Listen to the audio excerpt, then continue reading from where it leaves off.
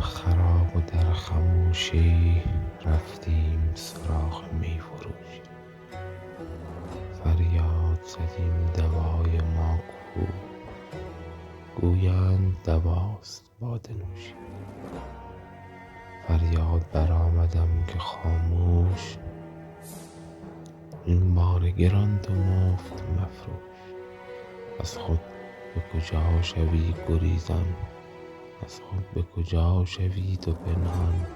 سخت آمده است مبخش آسان.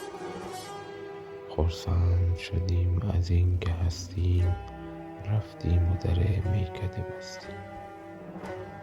مسجد سر راه از آن گذشتیم، بر روی درش چنین نوشتیم: در میکده هم خدای بینی، با مرد خدا اگر نشینی.